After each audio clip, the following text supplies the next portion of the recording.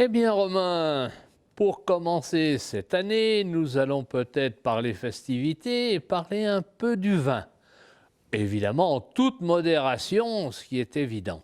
Alors, ce que chacun a oublié, mais je connais notamment à Saône certaines personnalités qui connaissent bien la problématique du vin dans la région de Longwy, c'est que nous avions des vignes partout par le passé.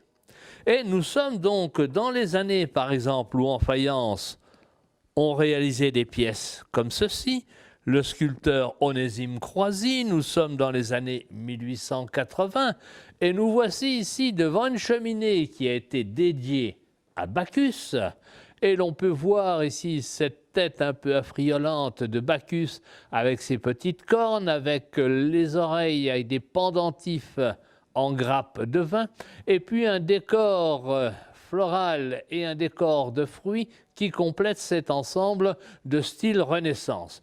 Nous sommes donc ici dans le bâtiment du musée et de la faïencerie Saint-Jean-l'Aigle, et nous avons réussi à conserver tous ces éléments d'époque. La date est confirmée, c'est 1881, et le fait d'avoir pu conserver cette pierre dans son état pour ce manteau de cheminée est tout à fait exceptionnel. C'est une des plus jolies cheminées connues, elle est classée à l'inventaire supplémentaire des monuments historiques. Nous sommes ici en présence de plusieurs pierres de qualité différente pour qu'il y ait des colorations. On voit bien que la partie centrale du manteau est dans une coloration plus jaunâtre que les pierres du linteau. Et en dessous, on peut voir de la céramique qui ressemble évidemment à ce que l'on faisait à l'époque médiévale ou post-médiévale, ces carreaux en simple terre cuite, mais qui avaient cet avantage énorme de prendre très bien la chaleur pendant que la cheminée fonctionnait et de restituer ensuite cette chaleur comme les fours et les cheminées et les fourneaux alsaciens. Nous étions évidemment ici très proches de l'Alsace et il y avait des coutumes qui passaient d'une région à l'autre. Ensuite, ce qui est amusant de voir, ce sont ces têtes de faune ici, avec ce sourire large puisqu'on parle du vin. Et déjà à cette époque-là, le vin était une grande tradition de région en région. Si dans notre région, il est connu que la quantité de vin était considérable à la production, c'est parce qu'on faisait une piquette. Ce n'était pas des grands vins, c'était des petits vins, mais des vins de terroir et des vins qui se consommaient dans l'année.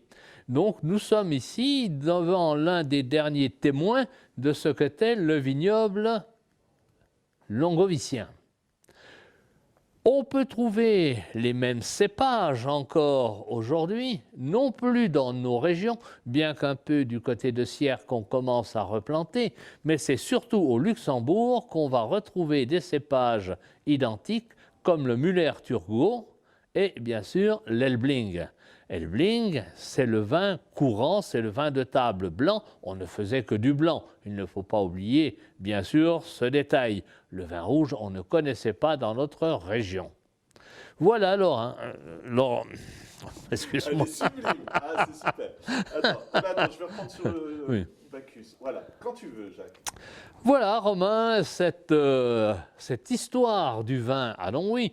On peut continuer évidemment de chercher en archives, ce que l'on fera vraisemblablement certainement, nous avons commencé à le faire, mais l'histoire du vin à Longwy reste à écrire.